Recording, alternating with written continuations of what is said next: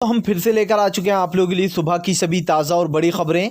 एक एक कर आपको सारी खबरों की जानकारी देंगे। आज देश दुनिया में क्या कुछ हो रहा है। दरअसल सबसे पहली जो बिग ब्रेकिंग निकल आ रही है, टीआरपी के मामले में फिर से एक बार अंदर जाएगा दंगाई पत्रकार अर्नव गोस्वामी। जी हाँ, बाहर भारत को लगा बड़ा झटका, इसके बारे में आपको विस्तार से बताएंगे। वहीं पर दूसरी बिग ब्रेकिंग में हम आपको बताएंगे। जी हाँ, दरअसल आप लोग बता दें, तेजस्वी यादव का नीतीश पर बड़ा हमला। कहा, उम्मीद करता हूं कि स्पीकर में जो है हेराफेरी नहीं होगी और सही फैसले लिए जाएंगे। दरअसल आप लोग बता दें, आंकड़ा काफी करीब का था। तेजस्वी यादव को 114 वोट मिले, तो वहीं एनडीए को स्पीकर को 126 वोट के साथ जीत हासिल हुई। लेकिन आप लोग बता दें, वहां पर भी घपलेबाजी की गई है जमकर। इसके बारे में भी आपको विस्तार से बताएंगे। वहीं पर तीसरी बिग ब्रेकिंग में हम आपको बताएंगे, लव जिहाद कानून बना मुसलमानों के लिए बेड़िया। जी है, जानबूझकर मुसलमानों को फंसाने की साजिश की जा रही है। योगी को लगेगा बड़ा झटका, कानून होगा रद्द। इसके बारे में भी आपको विस्तार से बताएंगे। वहीं पर अगली बिग ब्रेकिंग में हम आपको बताएंगे, आज किसान संगठनों का भयंकर प्रदर्शन। जी है, 26 नवंबर के दिन आज पूरा भारत रहेगा बंद। आप लोगों को बता दें, किसानों के 25 से 30 संगठनों का भयंकर बवाल होने वाला है। मोदी सरकार पूरी तरीके से दहशत में। इसके बारे में भी आपको विस्तार से बताएंगे। वहीं पर अगली बिग ब्रेकिंग में हम आपको बताएंगे, रवीश कुमार का बड़ा हमला। कहा, लव जिहाद के नाम पर फिर से एक बार हिंदू मुसलमान के नाम पर राजनीति चल उठी है बीजेपी की। इसके बारे में भी आपको विस्तार से बताएंगे। वहीं पर अगली बिग ब्रेकिंग में हम आपको बताएंगे, अहमद पटेल का निधन होने से कांग्रेस को बड़ा झटका। जी हाँ, काफ़ी दिग्गज नेता माने जाते थे। इसके बारे में भी आपको विस्तार से बताएंगे। वहीं पर अगली बिग ब्रेकिंग में हम आपको बताएंगे, जी हाँ, असदुद्दीन ओवैसी का मोदी पर बड़ा हमला। कहा, मोदी जी जवाब दे दीजिए कि आखिर जो हमारी चीन ने जो हमारी जगहों पर अतिक्रमण दिया, उसका बदला कब लेने वाले। जो लद्दाख में चीन ने अतिक्रमण किया था, इसके बारे में भी आपको विस्तार से बताएंगे। वहीं पर अगली बिग ब्रेकिंग में हम आपको बताएंगे, रिपब्लिक टीवी की मुश्किलें बढ़ी। जी हाँ, दरअसल आप लोग बता दें, मजिस्ट्रेट कोर्ट में 114, जी हाँ, 114 पन्ने की चार्जशीट जो है वो दाखिल कर दी गई है। ये हाँ, इससे बड़ा झटका लगने वाला है दलाल पत्रकारों को। इसके बारे में भी आपको विस्तार से बताएंगे।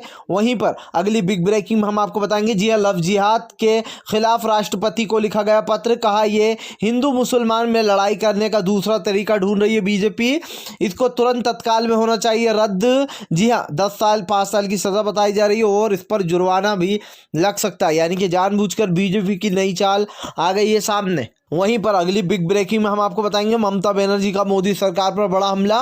कहा, दलित समाजों के यहाँ पर नाटक करने आए थे अमित शाह। इसके बारे में भी आपको विस्तार से बताएंगे। तो सारी खबरें एक एक कर देंगे। खैर, चलिए बढ़ते हैं सबसे पहली और सबसे बड़ी खबर की ओर। दोस्तों, आजकल ऐसा लगता है कि मीडिया जो है वो बीजेपी के पैरों के घुंघरू हो चुकी है। जी हाँ, जैसे कि जहाँ जहाँ बीजेपी जाएगी वहाँ वहाँ ये मीडिया घुंघरू की तरह बजेगी। अब ऐसे ही एक दंगाई पत्रकार यानी कि अर्नव गोस्वामी को बड़ा झटका लगने वाला है। जी हाँ, फिर से ये जेल जाने वाला है, एक बार जेल जा सकता है। दोस्तों, दरअसल आप लोग बताएं, जो टीआरपी मामला था, जो कि कई चैनलों का ये खुलासा हुआ था कि अपनी टीआरपी बढ़ाने के लिए जानबूझकर लोगों के घर में पैसे देकर जो है ये चैनल चलवाए जाते हैं। और ये सभी लोग जानते हैं जिस तरीके से अर्नव गोस्वामी अपने चैनल पर हिंदू मुसलमान करता है, इन चीज़ों को लेकर पहले भी खुलासा हो चुका है। अब सबसे बड़ी बात यह है कि आप लोग बता दें, मजिस्ट्रेट अदालत में 114 पन्नों की जो यहाँ पर एक वो दाखिल कर दी गई है चार्जशीट। और ऐसे में अब इस दंगाई पत्रकार को बड़ा झटका लगने वाला है। ये जितनी भी मीडिया है, ये बीजेपी के पैरों में घुंघरू की तरह बजती है। जी हाँ, जिस तरीके से यहाँ पर हिंदू मुसलमान का गेम खेला जाता है, या फिर यूँ कहते हैं कि मौतों का मजाक बनाया जाता है, इन न्यूज़ चैनलों पर झूठी स्ट्राइक करवाई जाती है। इन चैनलों के सभी चैनलों को लोगों ने बैन करने की मांग की है। आप लोगों को बता दूं, अर्नव गोस्वामी के वो लोगों ने गालियां बकते हुए कहा कि इस चैनल को तत्काल में बंद कराना चाहिए सरकार में। जिस तरीके से यहाँ पर वांटेड घोषित कर दिया गया, अब आप खुद सोच लीजिए कि अर्नव गोस्वामी जैसे लोग जो कि हिंदू मुसलमान का परझंडा चलाते हैं, बीजेपी के लिए अपना चैनल चलाते हैं, उसको अब बड़ा झटका लगने वाला है। एक बार फिर से महाराष्ट्र सरकार भेज सकती है जेल की हवा खिलाने। खैर, चलिए हम बढ़ते हैं एक और अगली बिग ब्रेकिंग की तरफ।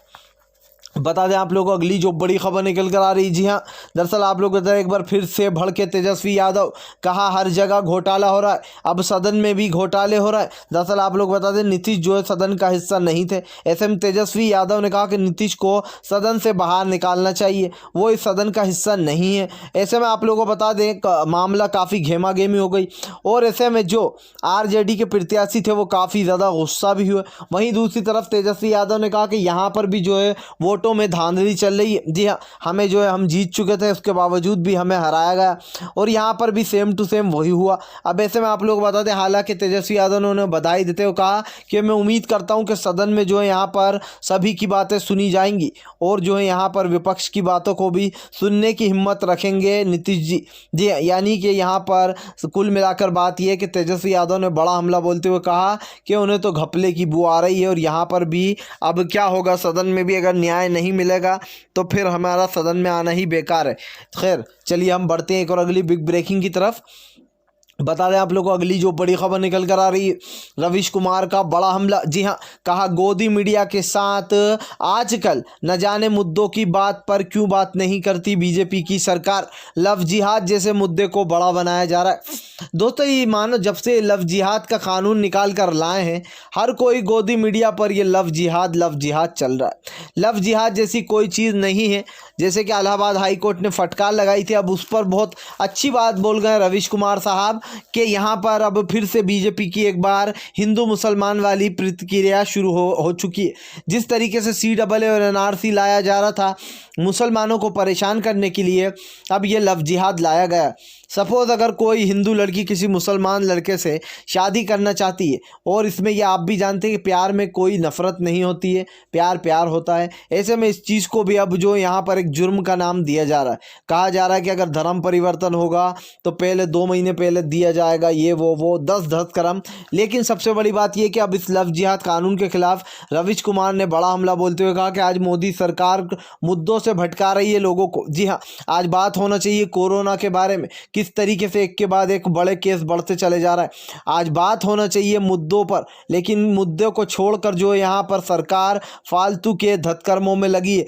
आज हिंदू राष्ट्र बनाने की फिराक में है मोदी सरकार। जहां देखो वहां हिंदू मुस्लिम, जहां देखो वहां लव जिहाद। आप लोग बताते हैं इलाहाबाद हाई कोर्ट ने फटकार लगाते हुए कहा था कि हम जो है यहाँ पर हिंदू मुसलमान के तौर पर नहीं देख सकते दो प्यार करने वालों को। वो उनका अपना व्यक्तित्व है, वो उनका अपनी मर्जी है, वो चाहे जो फैसला ले सकते हैं। तो ऐसे में आप लोग बताया तो यही जा रहा है कि अब इस कानून को रद्द होने में ज़्यादा टाइम नहीं है, क्योंकि ये कानून आर्टिकल 21 का उल्लंघन करता है, जो कि संविधान के खिलाफ जाता है। अब देखना ये होगा कि जो आप लोगों को ये एक चीज़ और बता दूं, इसमें जो ऐड हुई है अभी जो यहाँ पर इसके खिलाफ राष्ट्रपति को भी पत्र लिखा गया है कि इस जैसे कानून को बैन करना चाहिए। और दूसरी बात ये है कि कई याचिकाएं दायर हो चुकी है सुप्रीम कोर्ट में कि इस तरीके की वाहियात बातें हो रही हैं और अब लव जिहाद को लेकर भी पेच फंसता हुआ नज़र आ रहा है बीजेपी का। खैर चलिए हम बढ़ते हैं एक और अगली बिग ब्रेकिंग की तरफ। बता दें आप लोगों को अगली जो बड़ी खबर निकल कर आ रही, किसानों का भयंकर हमला। जी हाँ, 26 नवंबर के दिन होने वाला पूरा भारत बंद। आप लोग बता दें 30 से 35 किसान संगठनों का बड़ा हमला, इसमें मजदूर यूनियन, किसान यूनियन और आप लोग बता दें जो बेरोजगार हैं वो भी हैं। और इस ये जो वो है प्रदर्शन वो काफ़ी लंबा होने वाला है और किसान संगठनों का काफ़ी बड़ा हाथ है। लेकिन आप लोग बता दें मोदी सरकार डरी हुई है, ऐसे में दिल्ली ना आ पाए बड़े पैमाने पर किसान। बॉर्डरों पर जो आप लोग बता दें पुलिस तैनात कर दी गई है। जी हाँ, दरअसल जंतर मंतर को जब किसान घेरने का सोच रहा है, ऐसे में मोदी सरकार की पूरी तरीके से हवाएं उड़ चुकी है। जी हाँ, जिस तरीके से किसानों के खिलाफ काला कानून लाया गया है उसको लेकर मोदी सरकार के तोते लाल हो गए, बिल्कुल चुपचाप पड़ गई है मोदी सरकार। और ये देखकर साफ साफ पता चलता है कि किसानों के लिए ये जो काला कानून लाया गया ये मृत्यु समान है। दोस्तों मुझे एक बात समझ में नहीं आती है कि बीजेपी की सरकार रातों रात बैठकर काले कानून कैसे बना लेती है। जी हाँ, इस देश की जनता के ऊपर सबसे पहले NRC, CAA और NPR थोपने की कोशिश की गई। जब जनता का प्रोटेस्ट देखा कि जनता सड़कों पर उतर आई है, वो तो हमारे देश में कोरोना आ गया था, वरना अभी भी प्रोटेस्ट हो रहे होते और अभी भी जो है यहाँ पर मोदी सरकार पीछे हटने का नाम तो खैर लेती, हटना तो पीछे पड़ेगा ही। देश की जनता के आगे मोदी सरकार कुछ नहीं है, सिर्फ एक तिनका है। अगर जनता चाहे तो किसी को भी उठाकर फेंक सकती है। वहीं दूसरी बड़ी बात यह आ जाती है, उसके बाद एनआरसी के बाद किसानों के लिए काला कानून ले आया गया। अब जो है लव जिहाद का टंटल आए, तो ये सारे जो काले कानून है, ये बीजेपी ने ठेका ले रखा है कि वो देश की जनता को जीने नहीं देगी। वो चाहती है कि देश में जो यहाँ पर सब लड़े मरे। जी हाँ, जभी तो हिंदू मुसलमान करती है। हमारे देश में आज शांति की ज़रूरत है, लेकिन शांति तो मिल नहीं रही है। काले कानून और एक के बाद एक आ रहा है। अब ऐसे में किसान संगठन जो कि काफ़ी दिनों से जो है पंजाब में किसानों का प्रदर्शन चल रहा है, ऐसे में आज दिल्ली को घेरने वाले हैं और भयंकर बवाल भी होने वाला है। मोदी सरकार पहले से ही डरी हुई है, जगह जगह पुलिस तैनात कर दी गई है हालांकि, लेकिन आप लोग बता दें किसानों का संघर्ष जारी रहेगा और जब तक ये काले कानून को वापस नहीं लिया जाएगा, किसान एक इंच पीछे नहीं हटेगा। खैर चलिए हम बढ़ते हैं एक और अगली बिग ब्रेकिंग की तरफ। बता दें आप लोगों को अगली जो बड़ी खबर निकल कर आ रही है, जी हाँ, दरअसल आप लोगों को बता दें मोदी सरकार पूरी तरीके से बीजेपी के जो लोग हैं वो असदुद्दीन ओवैसी से डर चुके। जिस तरीके से असदुद्दीन ओवैसी एक के बाद एक जगह जगह अपना झंडा लहराना, इसको लेकर बीजेपी में बड़ी बड़ी हस्तियां जो है उनकी बैंड बज चुकी है। अब आप लोग बता दें असदुद्दीन ओवैसी ने एक सीधा सवाल पूछा है पीएम मोदी से कि लद्दाख में जो चीन ने हमारी जगहों पर घुसकर अतिक्रमण किया है, उसके बारे में हमारे पीएम मोदी कुछ करेंगे या नहीं करेंगे। बस वो हमें इतना सा जवाब दे दे, जिसके चल के आप लोगों को बता दें बीजेपी के जो अंधभक्त हैं वो बिलबिलाने लगे हैं। कोई असदुद्दीन ओवैसी को पाकिस्तान का जिन्ना बता रहा है, तो कोई असदुद्दीन ओवैसी को पाकिस्तानी कह रहा है, तो कोई कह रहा है कि असदुद्दीन ओवैसी जानबूझकर खुद की कमियां छुपा रहा है। अब आप सबसे पहली बात ये आ जाती है कि असदुद्दीन ओवैसी ने जो बात पूछी है वो 16 आने सच है।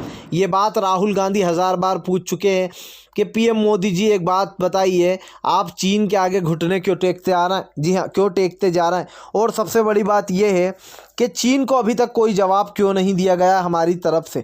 ये आप भी जानते हैं, हम भी जानते हैं कि जिस तरीके से इस चीज़ों को बढ़ावा दिया जा रहा है, ये सच में बहुत ही नाकाबिले बर्दाश्त है और इस चीज़ का जवाब देना भी चाहिए मोदी सरकार को। लेकिन लगातार इन चीज़ों को जो इग्नोर किया जा रहा है। अब इस सवाल को सुनकर स्मृति ईरानी बिलबिला उठी। उनका कहना था कि असदुद्दीन ओवैसी जो है वहाँ की बात क्यों नहीं करते हैं, जी हाँ, अपने इधर की। तो अब आप खुद सोच लीजिए कि यहाँ पर खुद के इधर की बात की जाए, हैदराबाद की बात करना चाहिए असदुद्दीन ओवैसी को। ये स्मृति ईरानी वही है जो कि हिंदू मुसलमान का परझंडा चलाती है, बीजेपी के साथ बैठती उठती है। और सबसे बड़ी बात यह है कि ये स्मृति ईरानी जब सोनिया गांधी थी तो कह रही थी सोनिया गांधी जी को महिलाओं की बिल्कुल चिंता नहीं है, जब वो एक बार कांड हुआ था, आपको याद होगा। अब सबसे बड़ी बात यह होती है कि अभी हाथरस में जो पीड़िता के साथ हुआ उसके खिलाफ एक शब्द नहीं बोला इस स्मृति ईरानी ने। ये अपने आप को जो यहाँ पर महिलाओं की वो रक्षक बताती थी, तो इसने हाथरस वाले मामले में एक भी शब्द क्यों नहीं बोला? क्योंकि भाई बीजेपी के खिलाफ था वो मामला। अगर बोल देती तो बीजेपी पर बात आ जाती। और ये बात साफ साफ देखने को मिली कि किस तरीके से यहाँ पर जो स्मृति ईरानी है वो बीजेपी कुछ भी गलती कर दे तो चुप रहती, और अगर ये गलती कांग्रेस ने करी होती तो हो जाती झंडा लेके चालू। अब सबसे बड़ी बात ये आती है कि स्मृति ईरानी असदुद्दीन ओवैसी के सवाल का जवाब तो नहीं दे पाई, क्योंकि एक रिपोर्टर ने उनसे सीधे सीधे पूछा कि क्या आप इस बात का सवाल का जवाब दे सकती हैं जो असदुद्दीन ओवैसी ने कहा। तो उनका बस यही जवाब था कि असदुद्दीन ओवैसी अपने हैदराबाद को देखें, जो वहाँ हो रहा है वहाँ की चीज़ों पर क्यों बात नहीं करते। तो बीजेपी वालों का हमेशा से ये रहा है कि वो सवालों के जवाब देने से डरते हैं और इस तरीके से बचकर निकल लेते हैं।